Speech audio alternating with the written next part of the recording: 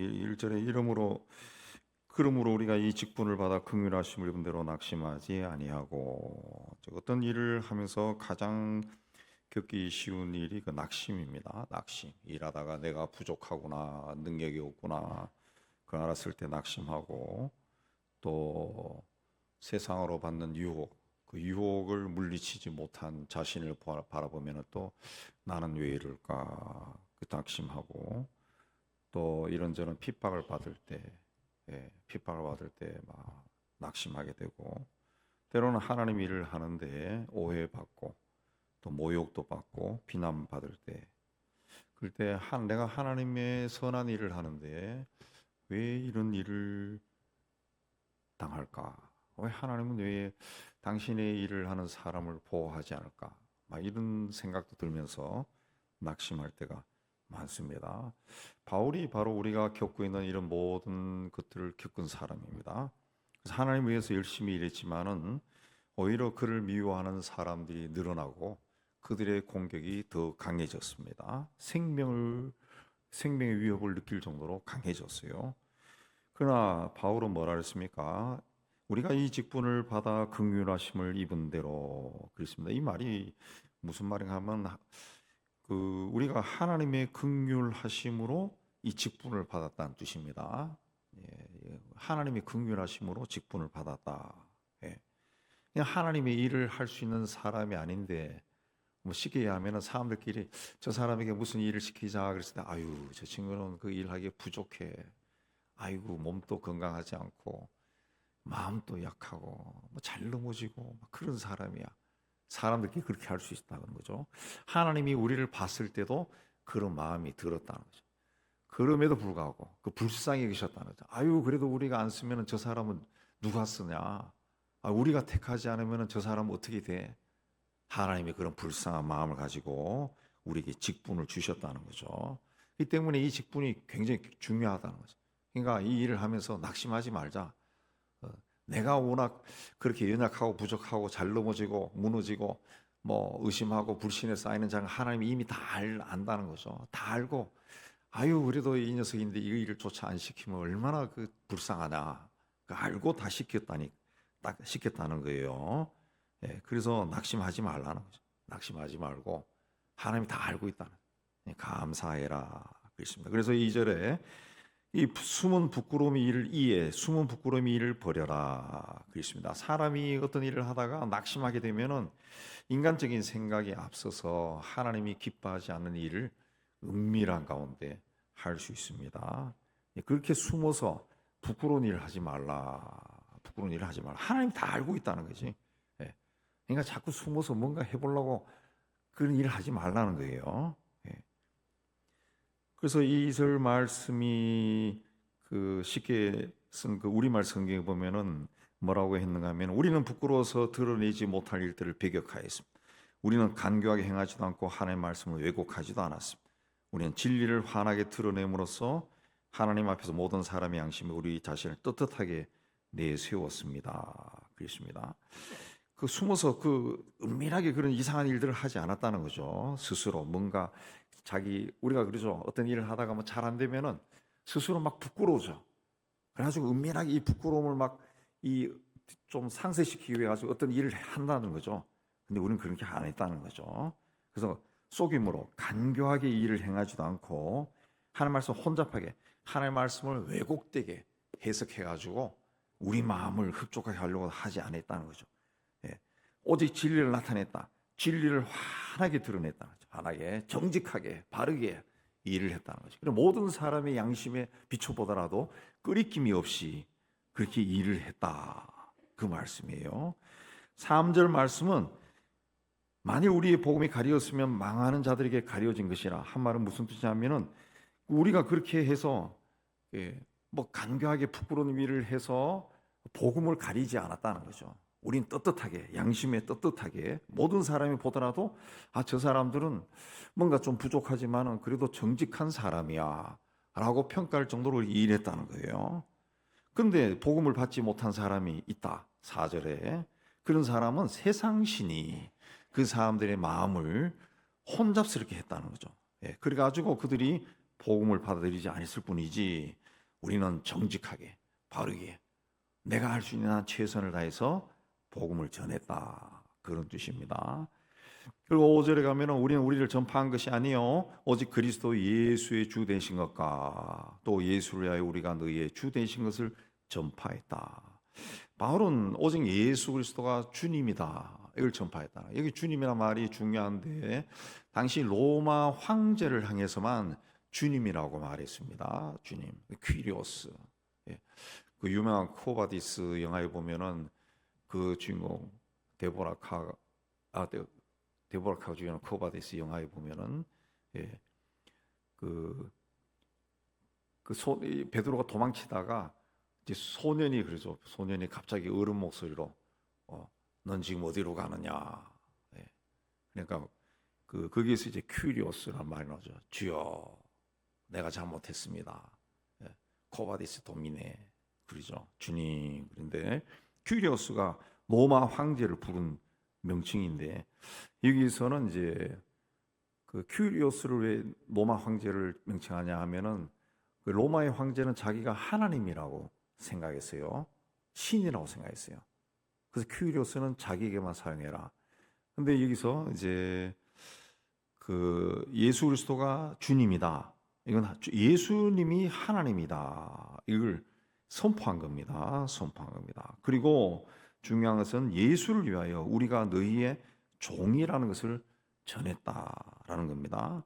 자, 예수 그리스도가 주님이다고 전하는 것은 당연해 보이죠. 전도자들이 예수가 그리스도다, 주님이다 하는 것은 당연한데 똑같은 그 말씀을 전할 때 우리는 당신의 종이요, 이것도 전했다는 거죠. 우린 당신의 종입니다. 굳이 그 말을 안 해도 되는데 괜히 그 이야기하면은 사람들로부터 무시받을 수도 있잖아요. 근데 바울이 그걸 또 전했다는 거죠. 나는 여러분의 종입니다, 이것도 전했다는 거죠. 그렇게 철저하게 바울이 사람들을 섬겼다는 겁니다. 그러니까 복음을 전할 때 종의 자리로 내려와서 복음을 전했다라는 거죠. 이렇게 할 수 있는 것은 예수가 누구라는 것을 알았기 때문에. 예수가 누구다, 예수님이 어떤 자리에서 복음을 전했습니까? 하나님 나라를 전했습니까? 가장 낮은 자리에서, 종의 자리에서 전한 거죠. 종의 자리에서. 그래서 이 거지들과 나병 환자들과 병자들과 뭐 이런 사람들만 만나고 그들에게 복음을 전하고 했지 않습니까? 예. 그래서 바울도 그 종의 자리에서 종의 모습으로 복음을 전했다 그랬습니다. 6절 말씀은 어둠에서 빛이 비치라라고 하는 하나님께서 그 예수 그리스도의 얼굴이 있는 하나님의 영광을 아는 빛을 우리 마음에 비췄다. 이 말은 뭔가 하면은 어둠 속에 빛이 있으라 그 명령하신 창세기에서 창조하실 때 빛을 창조하신 하나님께서 우리 마음에 그리스도의 얼굴에 있는 하나님의 영광을 아는 빛을 비추셨다. 그 말씀이 그 뜻입니다. 예수의 얼굴에 있는 하나님의 영광을 아는 빛을 비췄다라고 하는 것은 예수님에게 있는 그 하나님, 예수가 누구냐라는 것을 우리 마음에 깨닫게 했다, 그런 뜻입니다. 바울은 다메섹 도상에서 햇빛보다 더 밝은 빛이 자기와 자기 일행을 비추는 것을 경험했습니다. 그때부터 그는 예수가 그리스도다라는 것을 알고 그리고 평생 예수가 그리스도다, 그걸 전했다는 거죠. 전했다. 빛을 한번 받고 주님으로부터 나는 네가 핍박하는 예수다, 그 말씀을 들었지만은 아니요 할 수도 있어요. 아니요 할 수도 있고 또 그 평생 살아가면서 중간에 막 여러 가지 고난을 인해서 시험에 들어가지고 나는 그만했으면 좋겠어, 뭐 이렇게도 생각할 수 있지만은 그 하나님이 그에게 예수를 통해서 빛을 비춰주는 것이 너무 강했기 때문에 평생 잊지 않고 심지어 자기가 죽는 그 순간까지도 예수는 그리스도다, 그렇게 고백한 겁니다. 그래서 그 예수가 누구다 이거 아는 것이 그렇게 중요한 겁니다. 자, 하나님의 빛을 받지 못했을 때 바울은 어둠 속에 갇혀 있었습니다. 그래서 교회를 박해했어요. 그러나 하나님께서 그의 심령 안에 빛을 비춰 주시니까 그래서 그의 심령의 눈이 밝아지니까 그리스도를 통해 하나님을 본 겁니다. 그래서 그리스도의 얼굴에 나타난 하나님의 영광의 빛을 봤다. 그렇게 이야기하는 겁니다. 예. 그러니까 그리스도 얼굴에 나타난 하나님의 영광을 아는 지식,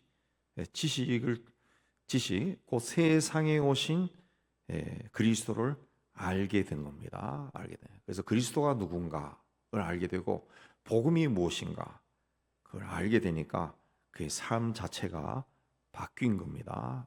그 삶이 바뀌어 버린 겁니다. 이후 바울에게서 가장 고상한 것은 예수를 아는 지식이다. 그렇습니다. 그래서 그리스도를 위해서 모든 것을 잃어버리고 모든 것을 배설물로 여겼다. 그랬어요. 그러니까 바울에게 있어서 예수는 전부라는 거죠. 그래서 평생 예수 중심으로 산 겁니다. 고난을 받아도 예수 중심. 네. 뭔가 일이 잘 돼도 예수님께 감사. 예. 이렇게 한 것은 하나님이 그에게 빛을 비춰 주셔서 그리스도를 그에게 계시해 주셨기 때문에 그리스도가 누군가 분명히 알았기 때문에 그 일로 갔다는 거예요. 그래서 오늘 말씀을 통해서 우리가 깨닫는 것도 우리가 예수 믿으면서 교회를 다니며 신앙생활을 하면서 가장 중요한 것이 이제 그리스도를 아는 지식. 그리스도가 누구냐 또 알아도 바르게 알아야 된다. 그래서 우리 목회자 세미나 할 때 우리 이스라엘 팔레스틴에 들어가서 35년 동안 선교한 목사님이 와서 이제 여러 가지 팔레스틴의 그 정치 사회적인 상황, 팔레스틴 사람들의 어떤 사고 방식, 그 자기가 온 몸으로 체득한 거 아니겠어요? 팔레스틴 사람들과 살면서 체득한 그걸 이제 전하면서 여러 가지 이야기하면서 나오는 이야기가 그 자기가 그 이스라엘 왔다 갔다 하는 그 한국의 유명한 사람들도 많이 아는데 다 그 어떤 사람들 성직자가 아닌 사람도 있어요. 오늘날 우리 시대에 활동하는 그런 사람들도 있어요. 예. 그때마다 볼 때마다 하는 걸 볼 때마다 느끼는 게 저 사람이 예수를 제대로 알까 그 생각이 들더라고요. 뭔가 예수를 이용해 가지고 기독교 교회를 이용해서 뭔가 자기 이름을 내고 돈을 벌려고 한다는 거죠. 돈을 벌려고 한다. 그렇습니다. 그걸 자랑한다. 그걸 자꾸 이야기한다. 요새 정치적으로 막 발언이 센 어떤 분 있는데 어저께 신문에 난 거 보니까 1년에 1,000억을 자기가 주무른다고 이야기한다더라고요. 그게 뭐 하는 짓인지 모르겠어요. 사람들이 교회에 나오는 이야기는 교회에 나오는 것은 복음을 듣기 위해 나오는 거예요. 하나님 말씀. 하나님 말씀. 그래서 이 성직자는 자기가 성직자가 길에 들어섰다 그러면은 성경을 더 열심히 공부해 가지고 이게 이 시대에 어떤 메시지를 주는가 고민하고 그래서 이 교인들에게 그걸 전하고 가르쳐 주고 생각하게 하고 그렇게 해야 되는데 아무리 돈이 되고 유명한 이름을 얻는다 해서 그렇게 하면 결국 예수를 잘못 아는 사람. 예수는 그런 사람이 아니거든. 그런 분이 아니거든요. 아니.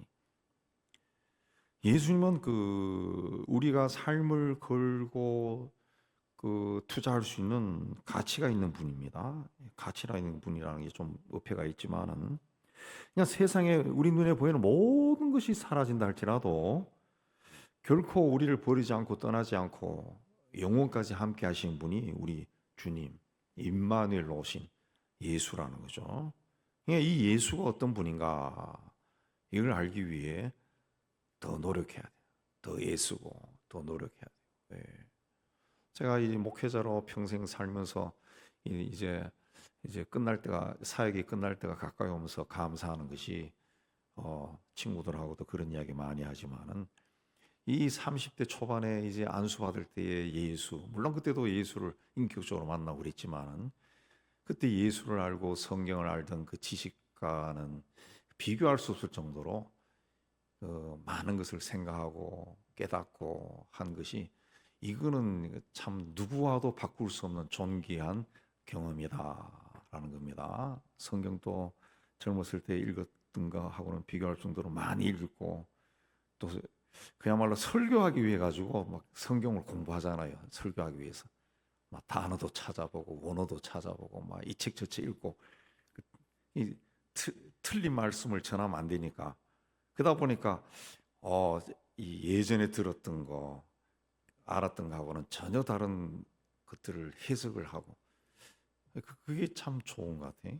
좋은 것 같아요. 예. 그것만 해도 하나님이 이 길을 걷는 사람이 주신 엄청난 은혜라. 예. 예. 그 누구와도 바꿀 수 없는 거죠. 돈 주고도 살 수 없는 거지. 예. 엄청난 은혜예요, 은혜. 그냥 그게 중요한 걸 알고 그 나가야 되지 않을까 그 생각이 그 나이가 들어서도 많이 생각이 듭니다.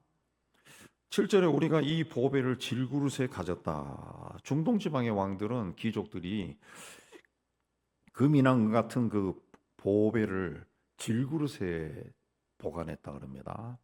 도둑맞기 쉬운 것은 그 질그릇채로 땅에 묻었다 그럽니다. 땅에 묻었다. 옛날에 뭐 금고 같은 것이 없으니까 땅에 묻었다. 그렇습니다. 그래서 그 고고학자들이 가끔씩 고고 발굴할 때 무덤이 아니라 꼭 무덤이 아니라도 옛날에 왕족이나 귀족이 살았던 집터의 땅에서 마당에서 이 보물들이 막 나올 때가 굉장히 많아. 보물들이 우리나라도 6.25 때 피난 가면서 마당에다가 막 돈을 묻고 그 폐물을 묻었다 그런 이야기들이 있지 않습니까? 예. 그런 간섭을 생각하면서 질그릇과 보화 비유로 든 겁니다. 질그릇은 흙으로 만든 그릇이기 때문에 다른 것에 비해 부서지기 쉽습니다. 값이 싸죠.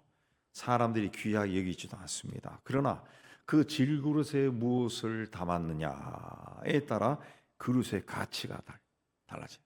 예. 옛날에 제가 어렸을 때 저희 이모가 제천 지방에서 가수원을 크게 했는데 어린 시절에 그 이모 집에 가면은 그 당시에는 사과가 막 출하되잖아요. 가수원 있으면 부자들 아니에요. 막 이 상인들에게서 사과를 막 출할 때마다 안방에 앉아가지고 이 돈을 받아가지고 넣는데 돈이 막 항아리에 넣더라. 항아리에 보니까 돈이 막 가득해요. 항아리인데 된장 항아리에 막 돈을 막 쌓아놓더라. 돈을 막 쌓아. 예. 그 무엇을 담았냐 따라 가지고 그게 돈 항아리가 되고 된장 항아리가 되고 간장 항아리가 되는 거예요. 질그릇은 연약한 인간을 상징하는데 인간이 아무리 연약하다 할지라도 이 사람 안에 마음속에 심령 속에 무엇을 담았냐에 따라 가지고 존귀한 자가 되기도 하고 천한 자가 되기도 하는 거죠. 예수님이 그랬죠. 사람의 마음속에 있는 것이 입 밖으로 나온다고. 그 마음에 뭘 담았냐에 따라 가지고 입 밖으로 막 천한 욕이 막 쏟아지기도 하고 천한 말이 막 쏟아지기도 하고 사람을 무시하는 말도 막 쏟아진다. 예, 쏟아진다. 예. 근데 마음속에 뭔가 그런 것이 없으면은 그게 나오지를 않는 거죠. 나오지 않아. 예. 나오지 않아. 그 가끔 그 아기들이 나오는 그런 것들을 보면은 그 부모들이 재밌게 올리는 거 제가 가끔 봐요. 예. 릴스 거기 보면은 재밌어서. 그 이제 타이틀 그겁니다. 여러분 찾아보면 나와요. 욕을 모르는 아기 그래 나와요. 그러니까 아빠나 엄마가 뭘 해서 뭘 주다가 안 줘 뭐 이렇게 해도 애가 표정은 변하는데 애가 욕이라는 것을 배워본 적이 없어요. 그러니까 표현을 못 하는 거예요. 근데 얼굴이 이상하게 변하면서도 표현을 못 해. 아마 어른들 같으면 막 욕이 막 나올 거예요. 나를 약올려 막 소리가 나올 건데 애기들은 표현을 못 해. 아직 말을 제대로 배우지 못하고 욕이라는 걸 몰라. 욕이라는 걸. 사람이 마음에 뭘 담냐 하는 것이 굉장히 중요하다라는 거죠. 우리가 그래서 3살부터 80가다라는 말처럼 어렸을 때 교육을 받은 것이 부모로부터 교육받은 어떻게 교육받았냐 따라 가지고 사람이 추구하는 것이 달라지는데 예수를 믿고서도 우리가 우리 심령에 뭘 담냐에 따라 가지고 생각하는 것이 달라져. 예수 안에서 생각하는 것이 말하는 것이 달라진다. 예. 성령이 충만하게 가하고 성령 안에서 살면은 하나님의 사람으로 살아가고 그렇지 않으면은 예수를 믿지만은 아주 욕심이 많은 사람. 예수 안에서 욕심이 많은 사람. 예수 안에서 욕심 많다는 것은 예수 안 믿는 거나 똑같습니다. 교회 나가는 것만 다를 뿐이라. 교회 나가는 것만 다를 뿐. 예. 요새 그 세상이 막 혼란스럽고 그런 거 보면서 이제 그 목사님들이 생각 있는 분들이 다 하는 이야기가 이건 전적으로 교회 책임이에요.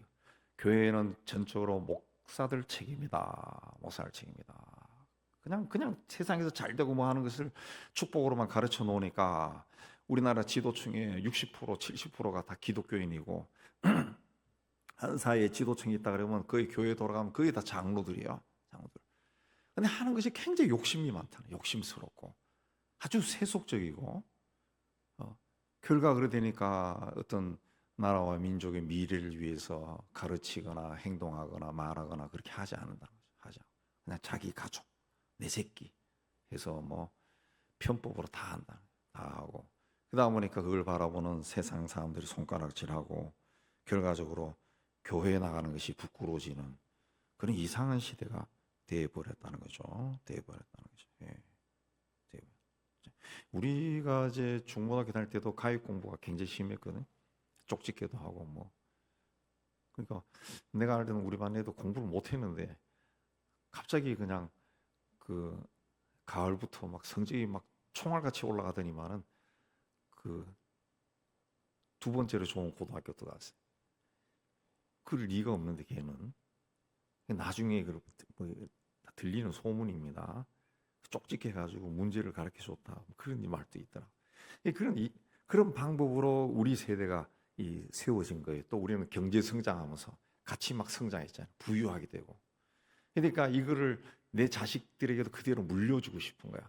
그러니까 편법이 막 나오는 편법이 나. 옛날에 가난했던 걸 물려주기 싫은 거예요. 그러니까 막 편법이 막 나오. 그러니까 사회가 부패해지고 결과적으로 막 흐물흐물한 사회, 무너지기 쉬운 사회가 돼. 그야말로 질그릇 같은 사회가 되어버린 겁니다. 자, 우리는 질그릇같이 흙으로 지음받은 연약한 존재입니다. 그런데 하나님이 우리를 찾아와서 자녀를 삼아서 아무것도 아닌 자들을 존귀한 자가 되게 해줬다. 하나님이 택한 이스라엘도 질그릇이에요. 바벨론이나 페르시아처럼 로마처럼 세상을 제패할 만한 그런 힘이 없어요. 네. 그들 제국처럼 한 나라를 제패하고 멋지고 제패할 만큼 강하고 멋지고 아름다운 그릇이 아니었습니다. 힘이 없는 작은 민족. 그래서 하나님이 그들을 애굽이라는 강대국에 데려가서 가장 비옥한 나일강 삼각주 하류에서 430년 동안 큰 민족으로 번성케 했습니다. 예수님이 이 땅에 오실 때의 모습도 질그릇이에요. 로마 식민지에서도 작은 동네에 이름 없는 처녀 마리아의 몸에 수태했습니다. 짐승의 우리에서 아기로 태어나고 작은 골 변방에 있는 나세렛에서 성장하고 세상에서 가장 비천한 자들을 찾아다니며 복음을 전했습니다. 바울은 내가 그리스도를 위하여 약한 것과 능욕과 궁핍과 핍박과 곤란을 기뻐하노니 이는 내가 약할 때 강함이다. 고린도서 12장에서 이야기했는데 바울의 고백처럼 우리는 질그릇같이 연약한 그릇이다 해서 부끄러워하거나 자꾸 숨지 말고 오히려 내가 질그릇같이 연약한 자인데 하나님이 나를 부르시고 택했다라는 것에 감사해야 됩니다. 질그릇은 깨질 때마다 그 안에 숨겨져 있는 보배로우신 예수님이 나타난다는 것을 우리가 알고 있어요. 알고 있어요. 우리는 평생 연약한 자로 살 수밖에 없습니다. 그러니까 그 자체를 부끄러워해서는 안 된다는 거죠. 사람이 무시하는 대로 살면 되는 거예요. 그걸 가지고 왜 무시해? 막 이렇게 하면 안 된다는 거지. 자, 이런 마음을 가지게 되면은 뭐라 했습니까? 8절에 사방으로 우겨쌈을 당하여도 쌓이지 아니한다. 우겨쌈을 당한다라고 하는 것은 포도주 틀에서 즙을 내기 위해 포도주를 막 찐눌러서 막 으깨는 겁니다. 으깨는 거예요. 그러니까 사방에서 원수들이 성난 파도처럼 막 몰려와서 나를 막 짓밟는 거예요. 짓밟는 거예요. 그렇게 당해도 쌓이지 아니한다. 쌓이지 아니한다. 끊임없이 괴롭히고 지배하려고 했지만은 믿음의 사람들을 지배할 수 없다. 하나님이 우리를 보호하고 지켜주시기 때문이다. 답답한 일을 당해도 낙심하지. 답답한 일은 그 걱정과 불안, 혼란한 일에 빠지는 겁니다. 그러니까 우겨싸움을 당하는 것이 외부적인 고통이라면 답답한 이런 내부적인 고통이에요. 이것도 이겨낼 수 있다. 그렇습니다. 박해를 받아도 버림받지 않고 고꾸라뜨림을 당하여도 망하지 않다. 예. 주님이 우리와 함께 하시기 때문에 버림받거나 멸망당하지 않는다. 그렇습니다. 그래서 바울은 고린도서 12장 9절에서 내 능력이 약한 데서 온전하여 짐이라 그랬습니다. 그래서 내가 크게 기뻐함으로 나의 여러 약한 것들에 대하여 자랑하리니 이는 그리스도의 능력으로 내게 머물게 하려 합니다. 내가 약하기 때문에 주님의 능력이 나에게 머문다는 거죠. 그렇죠? 우리도 그 세상 살아가면서 너무 약하기 때문에 주님의 이름을 불러요. 주여 도와주세요. 이 문제 좀 해결해 주세요. 내가 다 할 수 있으면 안 하죠. 그거 안 합니다. 제가 여러 번 이야기했지만 옛날에 부모 시절에 아주 모든 것이 잘 되는 그 집안에 신방 갔을 때 그 할머니 권사님인데 기도 지원 부르니까 난 기도할 게 없어요 그러더라고. 기도할 게 없다는 게 기도할 게 모든 것이 잘 되면은 기도할 게 없어지는 거예요. 없어지. 그럼 그게 축복이냐? 그 은혜가 아니죠. 기도한다는 것은 하나님과 교제하는 건데 기도할 게 없는 거야. 너무 잘 돼가지고. 그럼 하나님과 교제가 끊어지는 거죠. 교제가 끊는 거죠. 예. 친구도 서로 필요하기 때문에 서로 만나가지고 밥도 먹고 미주알 고주알 이야기하고 그렇게 사는데 서로 완벽하고 그러면은 저 친구는 만날 필요가 없는 거예요. 필요가 없는 거예요. 예. 필요가. 뭔가 친구가 좀 부족해야 내가 도와주고 그런 게 있는데 부족하지 않으면은 도와줄 게 없어요. 제 친구가 이제 고향 친구가 어떻게 나중에 들었지만 사업하다 안 돼가지고 이혼하고 또 혼자 살다가 그 뇌졸중으로 쓰러졌다는 소식이 들려왔어요. 다른 친구가 보고 연락이 안 돼서 가보니까 쓰러져가지고 병원에 입원해 있더라. 예. 그래서 저도 뭐 없는 형편이지만은 조금 도와줬어요. 도와서 그 신자인데 아주 신실한 친구인데 그렇게 됐더라고요. 도와서 그러니까 그 조금 자기 회복하니까 고맙다고 문자 왔더라. 그리고 한 3개월 정도 지나서 이제 재활 치료해가지고 다시 퇴원했다고 고맙다고 그러더라고요. 그러니까 그렇게 뭔가가 이렇게 부족할 때 생각이 나고 도와줄 수 있다는 거죠. 근데 완벽해 버리면은 뭐 그런 게 없죠. 그러니까 우리가 연약할 때 오히려 이게 하나님의 은혜구나 하고 감사해야 됩니다. 감사. 10절에 그러므로 우리가 항상 예수의 죽음을 몸에 짊어지면 예수의 죽음을 몸에 짊어진다는 것은 예수님이 나를 위해 죽으셨구나라는 것을 잊지 않고 사는 겁니다. 그렇게 살면은 예수의 생명이 우리 몸에 나타난다. 그렇게 살면은 부활하신 주님이 가진 생명의 능력이 나에게 나타서 나도 부활의 생명으로 산다. 예. 그냥 세상에 이러면 자꾸 넘어지는 게 아니라 부활이 뭡니까? 죽었다가 일어나는 거죠. 다시 일어나고 생명으로 산다는 거죠. 산다. 그 11절, 13절은 그 보충 설명입니다. 설명이에요. 예. 그리고 14절에 우리가 복음을 전하다가 죽는다면은 예수를 살린 하나님이 우리도 다시 살리셔서 여러분과 함께 하나님 앞에 서게 할 거다. 그래서 16절에 우리는 어떤 환경에 처하더라도 낙심하지 않는다. 그랬습니다. 그리고 17절에 우리가 받는 환난은 잠시 받는 것이다. 18절에서도 보이는 것은 잠깐이다. 잠깐이다. 좀 나이가 들어서 이제 지나온 인생을 돌아보면은 야 정말 잠깐이구나 하는 걸 많이 느껴요. 많이 느껴요.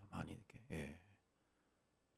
원래 새해가 되니까 우리 사람이 자꾸 저보고 칠순이야 그런데 깜짝 굉장히 놀라서 쇼크를 받아. 그 뒤부터 쇼크 받아. 아니 왜 내가 칠순이냐?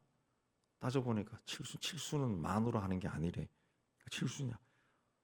어떻게 이 세상이 그렇게 인생이 그렇게 빨리 지나갔냐? 잠깐이나 잠깐입니다. 잠깐. 우리 그제 우리 최익봉 집사님 그 상가에 가서 권사님하고 잠깐 얘기 나누니까 자기가 최 집사님을 20살 때 대학교 1학년 때 최 집사님도 1학년 때인가 둘이 미팅에서 만났다는 거죠.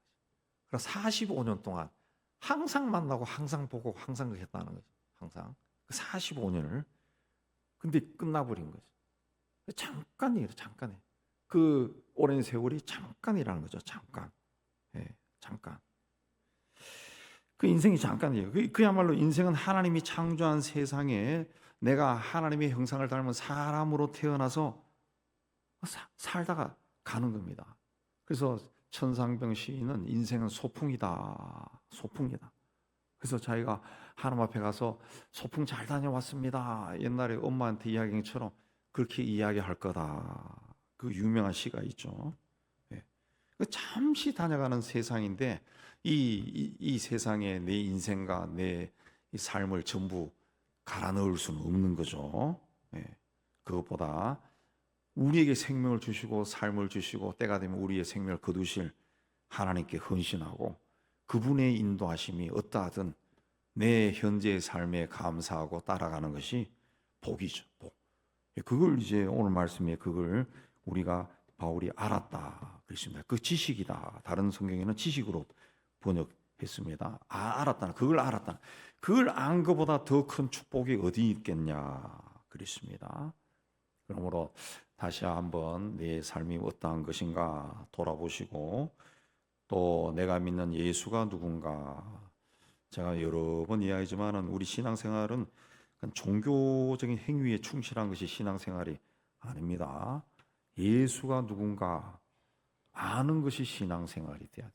예수님이 누군가 그걸 알면은 흐트러지지 않습니다. 어떤 경우에도 흐트러지지 않고 항상 소망 가운데 살아갈 수 있어요. 살다 보면은 생각하지도 않았던 고난이 닥칩니다. 환난이 닥치고 숨이 막힐 것 같은 그런 일이 닥치지만 예수가 누군가 알면은 그런 가운데서도 소망을 가질 수 있습니다. 이 소망 가운데 거하신 여러분 다 되시기를 주의 이름으로 축복합니다.